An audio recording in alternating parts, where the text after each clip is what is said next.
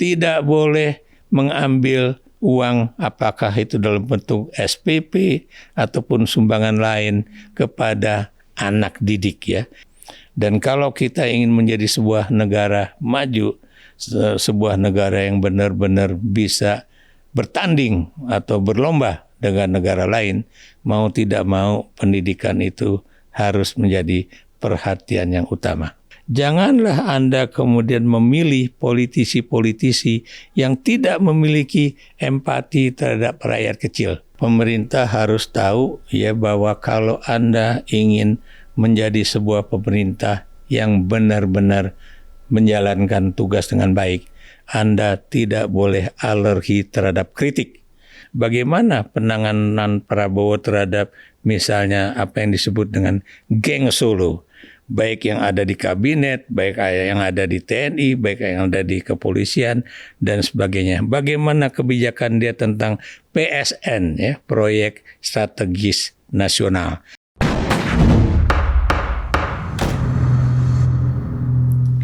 Halo Sobat Sore, kembali lagi nih di podcast Senin Sore. Kalau tadi sudah rehat sejenak ya, kita akan ke sektor-sektor lainnya. Bagaimana nih Pak Presiden Prabowo menjalankan kabinetnya di 1 tahun pertamanya. Nah, kita akan membahas terkait dengan sosial, pendidikan, dan juga kesehatan nih Prof. Ya. Menurut Prof gimana nih? Bagaimana Pak Presiden Prabowo tuh menjalankan kebijakannya di bidang pendidikan mungkin dan kesehatan nih?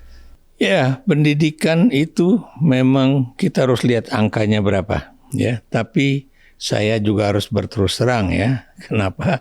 Karena anggaran pendidikan kita itu di media massa itu juga banyak sekali kritik terhadap itu. Kenapa? Karena rupanya dari anggaran pendidikan itu dipotong sebagian ya, bahkan katanya angkanya itu mencapai 44% dari anggaran itu untuk apa? Makan bergizi gratis ya. Itu yang kemudian tidak sedikit ahli-ahli pendidikan ya itu mengatakan bahwa wah, ini berarti peningkatan pendidikan kita ya. Itu lagi-lagi dipotong. Kalau zaman Jokowi itu juga lebih gila lagi kan. Karena kan pendidikan itu rupanya juga diambil untuk apa? Misalnya untuk pengembangan masyarakat di pedesaan ya. Itu yang kemudian bisa dipakai untuk keuntungan politik dia ya, dan juga keuntungan politik dari sebuah partai politik ya, yang kemudian menterinya kebetulan menjalankan program yang terkait dengan pengembangan masyarakat desa dan daerah tertinggal ya. Okay. Anda nggak perlu tahu lah itu, Anda bisa lihat sendirilah partai mana yang diuntungkan. Nah, kalau dalam kesehatan itu Anda tahu juga ya bahwa Pak Prabowo ini juga sedang mengalami suatu problem ya. Bagaimana persoalan apakah kemudian BPJS itu akan kemudian berkembang atau kemudian nanti bagaimana ya. Ini kan Pak Purba ya, Menteri Keuangan yang baru, katanya dia akan kemudian menghapuskan hutang-hutang yang dilakukan oleh peserta BPJS yang jumlahnya itu cukup besar loh. Kalau nggak salah 23 juta orang atau apa ya. Tapi kalau kita lihat ya, sebetulnya di zaman Pak Harto ya itu pengembangan dari kesehatan Anda tahu ya itu apa yang dilakukan oleh Pak Harto, bagaimana pembangunan puskesmas itu ada di seluruh wilayah Indonesia. Bagaimana kemudian juga yang namanya program Posyandu itu juga dijalankan oleh pemerintah Orde Baru pada masa itu, dan juga kemudian penempatan dokter-dokter di daerah kemudian yang masih kekurangan dokter dan sebagainya dan sebagainya. Sebenarnya di masa Pak Prabowo ini juga ada ya. Tapi Anda juga tahu ya bahwa kalau misalnya Anda baru lulus dokter di Indonesia, kemudian ditempatkan di sebuah rumah sakit ya, itu tentunya Anda itu akan menerima gaji apa adanya ya. Anda tahu berapa gaji yang Anda akan terima sebagai seorang dokter baru ya? Hanya 5 juta rupiah ya. Can you imagine ya? Apa yang bisa dilakukan oleh seorang dokter yang kemudian kalau ditaruh di misalnya puskesmas di pedalaman ya. Bagaimana kemudian kalau daerah itu adalah daerah yang juga banyak sekali yang masih mengalami apa yang disebut dengan penyakit-penyakit menular atau yang kemudian penyakit-penyakit yang ada di daerah tersebut ya, seperti malaria, TBC dan lain-lain. Makanya tidak sedikit anak-anak dokter kita yang muda-muda itu meninggal di daerah penempatan yang memang daerah tersebut adalah masih rawan dengan penyakit-penyakit yang mematikan itu ya. Nah ini terjadi. Anda bisa lihat ya bagaimana kalau Anda nonton program-program yang dikeluarkan oleh Antara ataupun Komdigi yang kerjasama itu saya melihat banyak sekali suatu yang benar-benar dokter-dokter baru itu ya, termasuk juga di tanah Papua ya, yang kemudian benar-benar mendharma baktikan dirinya untuk masyarakat di situ ya. Jadi itulah buat saya itu contoh-contoh yang bagus juga ya. Dan kalau Anda tanya dengan yang tentang pendidikan juga ya, iya, kita lihat bahwa pemerintah ini juga baru saja mendirikan apa yang disebut dengan sekolah-sekolah Garuda ya, yaitu sekolah-sekolah yang katanya nanti ini benar-benar ini adalah sekolah semi elit ya, di mana kemudian anak-anaknya itu seperti juga di pesantren ya, itu tinggal di situ mendapatkan pendidikan yang baik di situ dan kemudian juga akan dikembangkan di berbagai wilayah Indonesia. Padahal buat saya juga yang lain juga yang penting adalah bagaimana pemerintah itu benar-benar menangani persoalan SD yang mengalami kesulitan dalam pembangunan infrastruktur dia ya. Anda bisa lihat ya bagaimana SD, SMP ataupun SMA yang untuk merenovasi gedungnya aja setengah mati. Itu yang juga harus diperhatikan oleh Presiden Prabowo. Kenapa? Karena kita tahu ya sekarang ini kebijakan dari negara adalah tidak boleh mengambil uang apakah itu dalam bentuk SPP ataupun sumbangan lain kepada anak didik ya. Itu yang kadang-kadang kemudian sekolah tidak bisa berbuat apa-apa karena orang-orang tua murid itu kadang mengadukan kepada bagian pendidikan di tingkat daerah itu ya, bahwa ini sekolah ini ngambil ini untuk ini. Padahal kan kadang-kadang juga masih perlu untuk uang-uang semacam itu yang kemudian janganlah masyarakat kemudian dijadikan sebagai orang yang benar-benar tidak boleh membayar di dalam itu, tapi kemudian gedung-gedung sekolah sendiri kemudian berantakan. Nggak layak gitu ya. Ya. Jadi itulah buat saya pendidikan yang juga ini. Dan jangan lupa ya pendidikan menengah dan tinggi, khususnya universitas sekarang, itu juga benar-benar mahalnya auzubillah min zalik ya. Tidak sedikit anak orang-orang tua murid yang kemudian mengatakan betapa mahalnya masuk universitas negeri saat ini ya, maksud saya mendapatkan tempat di universitas negeri. Walaupun sampai detik ini masih ada universitas-universitas negeri yang kemudian merekrut anak-anak dari berbagai daerah ya, yang di daerah yang benar-benar tertinggal dan sulit bagi mereka untuk kemudian bisa mendapatkan pendidikan di sekolah negeri itu ya. Saya beri contoh ya, Universitas Indonesia itu menerima ya anak-anak daerah baik yang itu melalui ujian ataupun melalui PMDK. Anda tahu penerimaan mahasiswa melalui suatu jalan yang berbeda ya, melihat dari rapot dan sebagainya. Jadi buat saya memang pendidikan itu adalah sesuatu yang sangat penting. Dan kalau kita ingin menjadi sebuah negara maju, sebuah negara yang benar-benar bisa bertanding atau berlomba dengan negara lain, mau tidak mau pendidikan itu harus menjadi perhatian yang utama. Oke, nih Prof tadi kan sempat mention makan bergizi gratis ya, karena dananya sempat dialokasikan ya kalau nggak salah ke MBG itu ya Prof ya. Ya, sebagian ya. Oke, nah MBG ini kan programnya tuh emang kalau dilihat tujuannya kan sangat mulia ya Prof. Tapi kan kemarin tuh baru ada kasus keracunan massal nih. Kalau menurut Prof, masih efektifkah program MBG ini atau bagaimana Prof? Gini ya, kalau Anda mau lihat MBG ini ya, kita harus melihat secara kumulatif ya. Saya lihat memang ini banyak sekali manfaatnya bagi daerah-daerah, khususnya daerah yang memang keluarga miskinnya cukup banyak ya.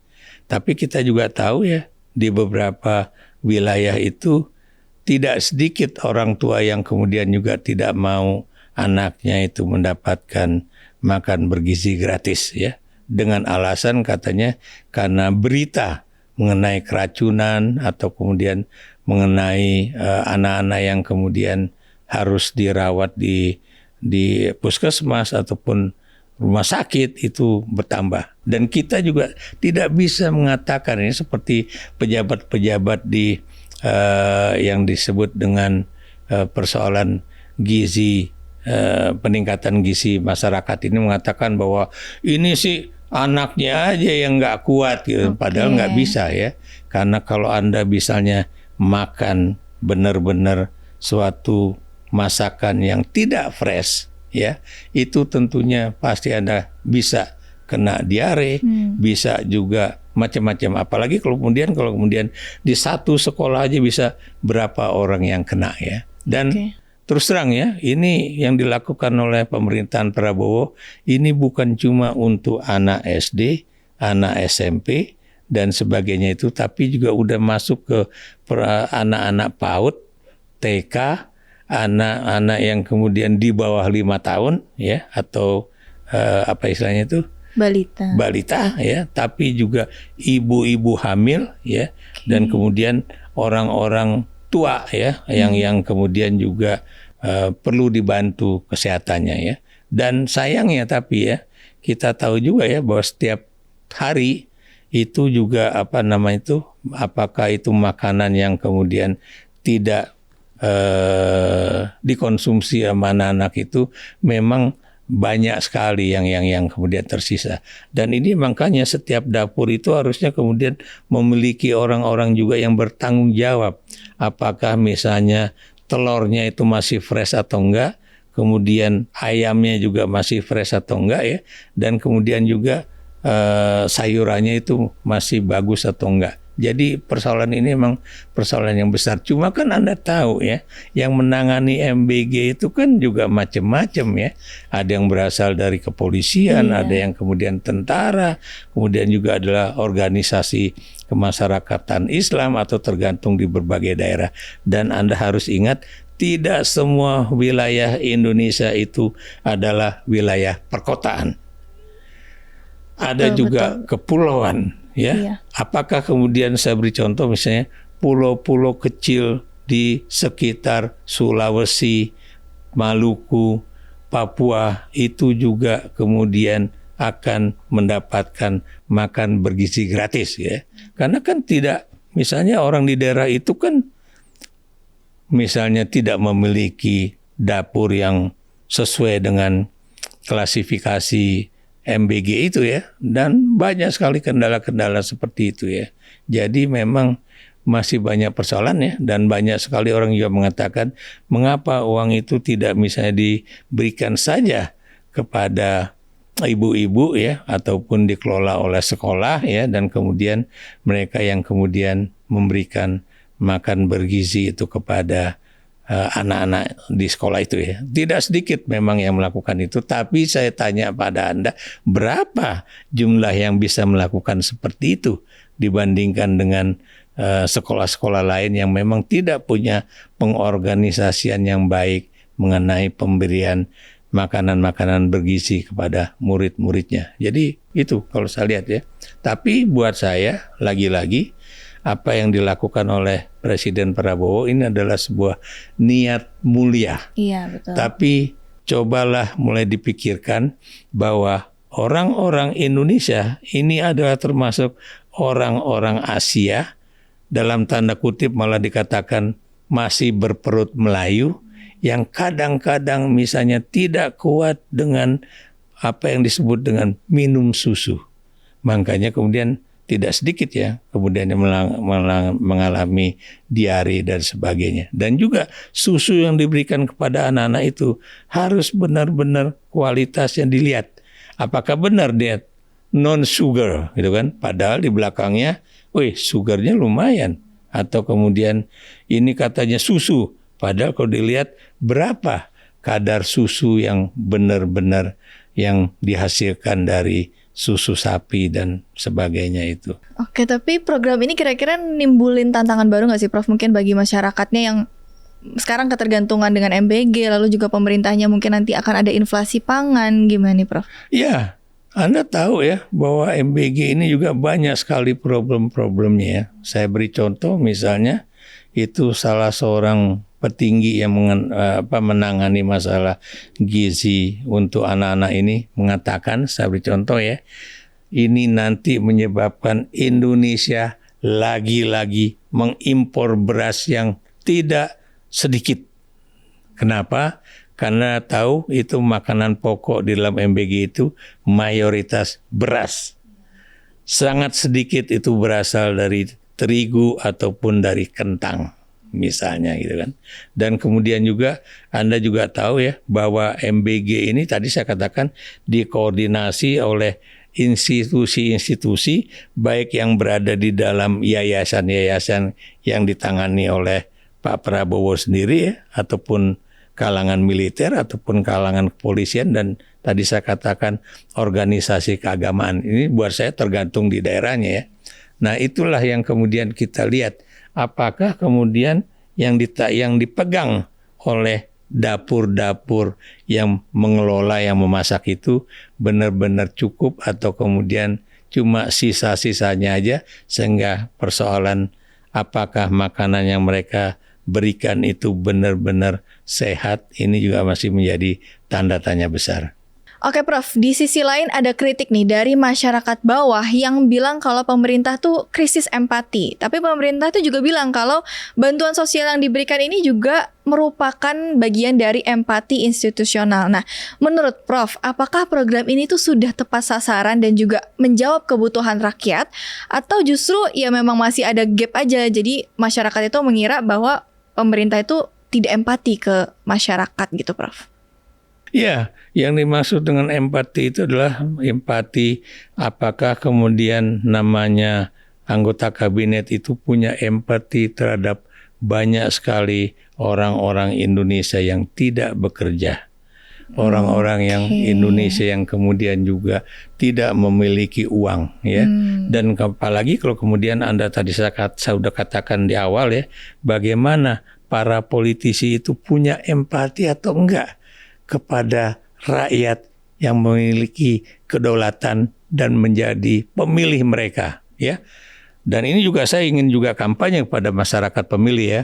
Janganlah Anda kemudian memilih politisi-politisi yang tidak memiliki empati terhadap rakyat kecil atau yang lebih kemudian mementingkan pendapatan mereka sendiri ya, ketimbang bagaimana rakyat itu bisa lebih sejahtera, bisa lebih terhormat sebagai manusia, dan juga bisa kemudian memiliki pekerjaan yang cukup gitu. Nah, kita akan bergeser nih Prof. Tadi kan udah ngomongin tentang pendidikan ya Prof. Kita akan bergeser ke demokrasi nih, terutama ke kebebasan pers. Menurut Prof nih, gimana sih kondisi kebebasan pers dan ruang publik di era Prabowo 1 tahun ini lah? Jelas ya, memang ya, kalau dilihat dari sisi undang-undangnya ya, kita masih memiliki kebebasan pers ya, kita juga masih punya Dewan Pers ya, kita juga masih punya Ikatan Jurnalis Televisi ya, dan kemudian juga kita juga masih punya teman-teman aktivis hak asasi manusia, aktivis pro demokrasi dan sebagainya. Tapi Anda tahu ya, yang namanya kebebasan itu memang kemudian sekarang terganggu. Saya beri contoh, misalnya itu ada undang-undang misalnya penyebaran data pribadi, ya, yang ini masih kemudian dikatakan oleh Komdigi ya, Kementerian Komunikasi dan Digital, seakan-akan yang namanya penyebaran data pribadi itu harus minta dulu izin kepada si pemilik data itu, khususnya yang terkait dengan ijazah. ya. Anda tahu kemarin KPU itu mengeluarkan satu peraturan nomor berapa saya lupa ya, yang kemudian bahwa yang namanya data pribadi yang terkait ijazah misalnya itu harus minta izin juga kepada si pemilik ijazah. Anda tahu ya, itu bukan persoalan Jokowi dan Gibran aja yang persoalan ijazahnya itu dipertanyakan orang. Tapi di Indonesia ini paling tidak ada berapa. Kalau Anda lihat data di DPR ya, Anda bisa lihat ya, berapa anggota Dewan Perwakilan Rakyat yang tidak mencantumkan mereka itu lulusan apa. Maksud saya, apakah kemudian lulusan SMA, D3, S1, S2, S3, dan sebagainya. Tapi kolom yang kemudian tidak mencantumkan pendidikan mereka itu jumlahnya nggak main-main, Mbak. Itu kalau nggak salah itu ada berapa ratus orang, ya. Itu pada tingkatan misalnya Dewan Perwakilan Rakyat. Bagaimana dengan DPRD? Bagaimana kepala daerah dan sebagainya dan sebagainya. Makanya buat saya itu yang namanya kita harus melihat apakah ijazah seseorang itu benar-benar asli, ya, ataukah kemudian ini palsu, ya, atau sebetulnya caranya gampang, lihat aja nomornya, universitasnya apa, dan kemudian dicek ya, melalui cek yang benar-benar cek itu akan ketahuan. Saya beri contoh nanti kalau Anda lulusan dari akan ketahuan Anda itu masuk tahun berapa, datanya misalnya IPK-nya berapa, dan kemudian Anda mengambil mata kuliah apa saja ada. Sebetulnya as simple as that. Ada ya. track record-nya gitu lah ya, Prof ya. Track record-nya benar gitu kan. Nggak ada misalnya kalau ada orang tiba-tiba mendapatkan sarjana pada tahun 1985 bulan November, tapi kemudian skripsinya itu baru dibuat pada pada 2018 gitu kan. Saya nggak perlu nyebut namanya, Anda udah tahu lah siapa yang saya maksud gitu kan. Atau kemudian katanya dia lulusan dari Singapura gitu kan.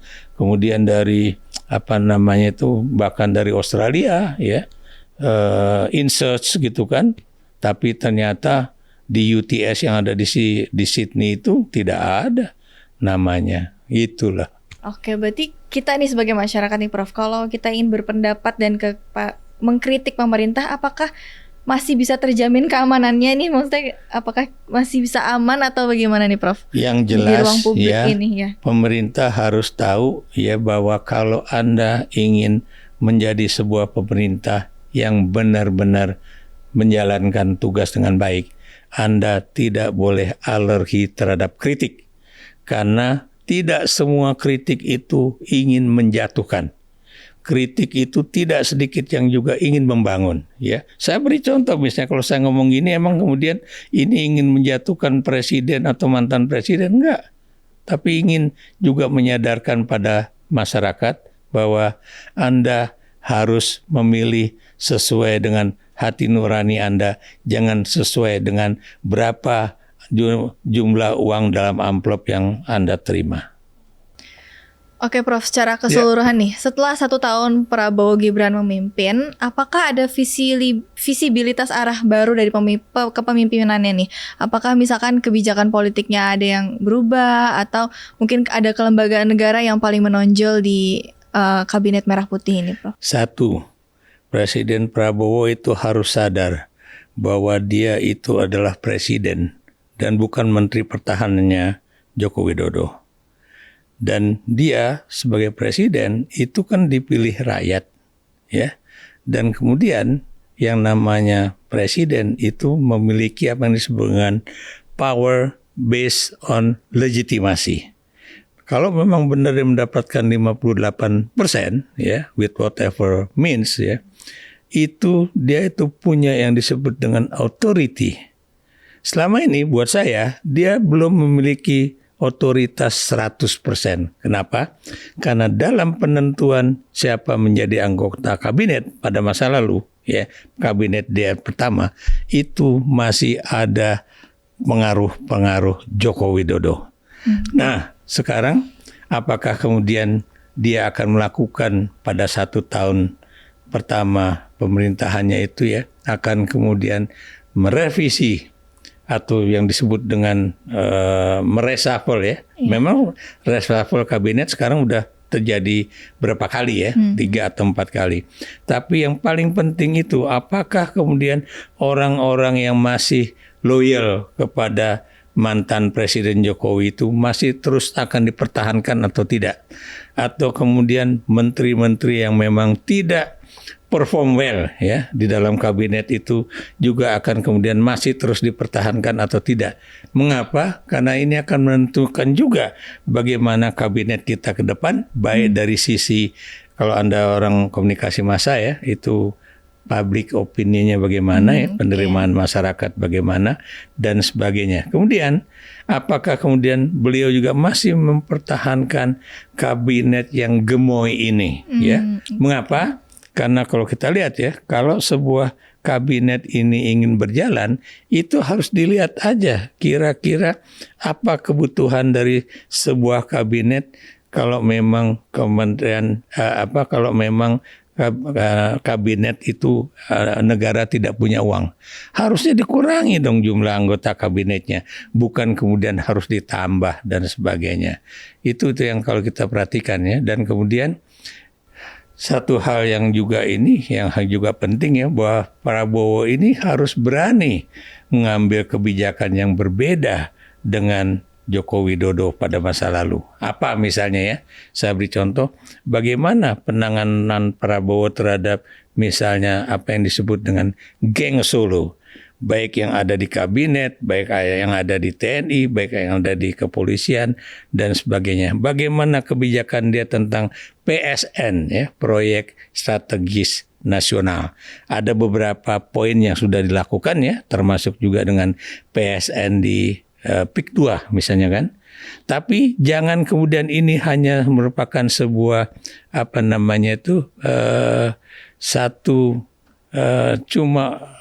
pernyataan politik saja, dan kita juga masih belum jelas apalagi langkah-langkah berikutnya.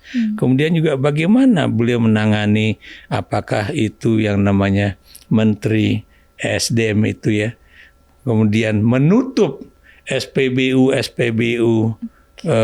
istilahnya itu swasta non Pertamina ya. Kenapa saya menggunakan kata menutup? Karena memang itu kan SPBU asing itu sekarang tidak bisa menjual lagi. Cuma Vivo kalau nggak salah ya, yang masih bisa menjual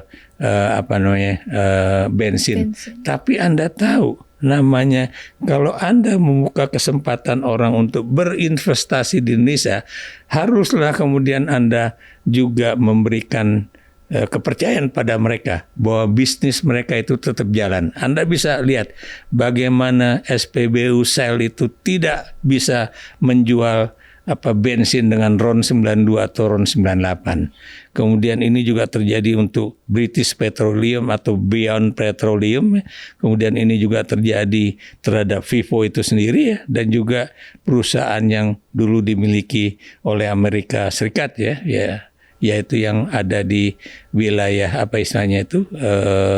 Sumatera itu ya, yaitu kalau nggak salah yang di daerah Duri lah, yang dulu Caltex gitu ya, sekarang kalau nggak salah tuh Prof? Apa tuh Prof kira-kira? Itu yang juga menjual bensin ya, dengan walaupun dia termasuk pemain kecil ya. Jadi itu yang harus supaya kepercayaan masyarakat ya itu kepada negara makin tinggi. Kalau kemudian Anda bisa lihat, bayangkan ya kalau kemudian pengusaha-pengusaha atau SPBU swasta non Pertamina itu nggak bisa menjual bensin lagi, lalu apa kata asing atau kata negara yang mau berinvestasi di Indonesia? Bagaimana? Karena kemudian mereka juga tidak mendapatkan kesempatan yang baik untuk bisa berinvestasi di Indonesia, dan juga tidak ada yang disebut dengan fairness di situ, dan juga bagaimana kebijakan-kebijakan itu, apakah itu menyebabkan mereka benar-benar bisa berusaha tanpa ada halangan politik ataupun ekonomi apapun gitu kan. Oke, nah Prof, kira-kira nih apakah kita sudah melihat perubahan signifikan di arah demokrasi atau justru Pak Prabowo ini melanjutkan apa yang Pak Jokowi lakukan pada zamannya? Yang jelas ya, ada kasus misalnya bagaimana seorang wartawan CNN Indonesia kalau nggak salah ya, itu kemudian katanya dicabut kartu pasnya walaupun akhirnya sudah dikembalikan lagi, ya. Tapi itu juga menjadi suatu hal yang harus menjadi perhatian. Kalau misalnya yang namanya istana itu harus memberikan kesempatan yang sama kepada semua wartawan baik dalam dan luar negeri ya, baik itu misalnya apakah itu wartawan televisi ataupun surat kabar dan sebagainya ya. Dan kemudian juga kita nggak boleh membedakan antara yang tadi saya katakan juru warta yang dimiliki oleh pers mainstream ya seperti koran, kemudian televisi, radio dan sebagainya dengan pers yang bersifat individual. Walaupun namanya masyarakat juga hati-hati dalam membaca berita-berita ataupun banyak-banyak tagline yang dibuat oleh media sosial ya. Jadi ya kalau kita melihat media sosial kita harus hati-hati. Ini benar atau hoax atau kemudian apa ya, karena kan tidak sedikit loh ya berita-berita yang dibuat oleh media sosial juga itu hoax. Saya beri contoh misalnya terjadi banjir besar, nggak taunya itu di negara lain gitu kan, atau kemudian macam-macam lah ya, kayak kemarin juga ada misalnya bahwa Pak Prabowo melakukan suatu kebijakan apa gitu kan, tiba-tiba itu juga hoax. Jadi hal-hal yang semacam itu kita harus hati-hati karena hanya dengan demikianlah ya apa yang disebut dengan kemajuan bukan cuma persoalan ekonomi tapi juga persoalan politik dan juga keamanan itu juga bisa terjaga. Karena biar bagaimanapun sebuah negara bisa maju kalau misalnya stabilitas nasional dan keamanan itu terjaga, kebebasan pers itu juga terjaga, dan kemudian juga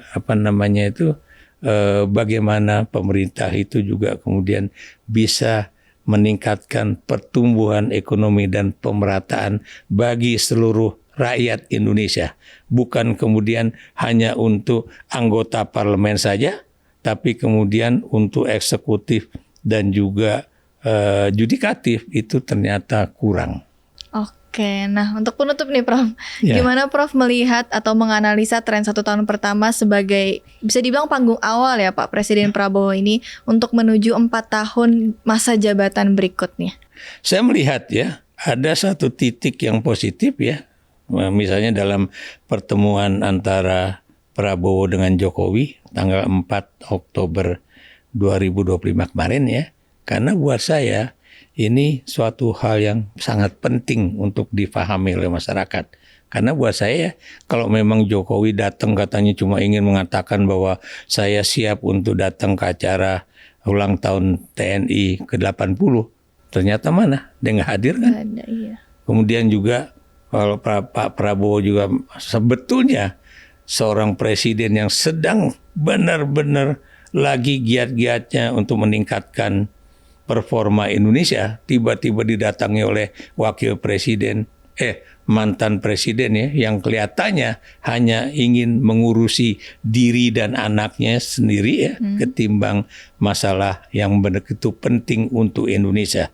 Saya melihat ya bagaimana Pak Prabowo juga wira-wiri kemana-mana ya untuk menunjukkan ini loh diplomasi internasional Indonesia ya, walaupun Anda juga tahu ya bahwa berita-berita hoaxnya juga macam-macam ya. Saya beri contoh misalnya ketika beliau berada di Timur Tengah kemarin ya, itu kan kemudian pemerintah Israel membuat suatu berita seakan-akan Pak Prabowo pada saat itu ya akan pergi ke Tel Aviv untuk mengunjungi Israel. Padahal itu adalah suatu berita hoax ya yang dibuat oleh mungkin pemerintah Israel ya untuk kemudian mendiskreditkan juga Presiden Prabowo. Tapi kita juga tahu ya bahwa biar bagaimanapun Pak Prabowo itu adalah presiden kita. Makanya saya selain mengkritisi tapi saya juga memberikan suatu nilai-nilai plus kalau memang ada hal-hal positif yang dilakukan oleh beliau. Yang jelas beliau harus keluar dari bayang-bayang Jokowi, apalagi itu terkait dengan persoalan ijazah, persoalan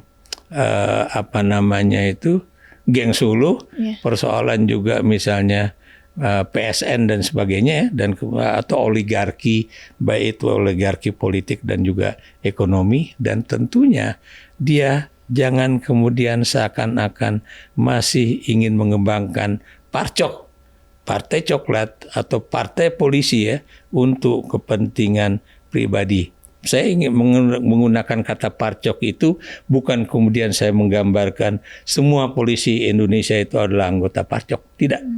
Karena saya masih yakin sebagian besar anggota Kepolisian Negara Republik Indonesia itu juga masih punya nilai idealisme untuk membaktikan diri mereka sebagai seorang polisi yang profesional yang tugasnya itu adalah apa? Melindungi, mengayomi, dan melayani masyarakat. Bukan melindungi, mengayomi, dan melayani seorang pemimpin negara atau mantan pemimpin negara. Oke, itu dia tadi Sobat Sore obrolan yang seru sekali. Terima kasih Prof sudah datang ke podcast Senin Sore. Sama-sama, terima kasih juga udah diundang. Oke, dengan senang hati Prof. Nah, Sobat Sore, kalau Sobat Sore punya banyak tanggapan, pertanyaan, ataupun juga pemikiran lainnya dari bagaimana sih Sobat Sore itu memandang 1 tahun berjalannya Kabinet Merah Putih di bawah pemimpinan Presiden Prabowo, boleh banget untuk tulis di kolom komentar. Jangan lupa juga untuk like and subscribe YouTube channel podcast Senin Sore. See you on the next episode. Selamat sore.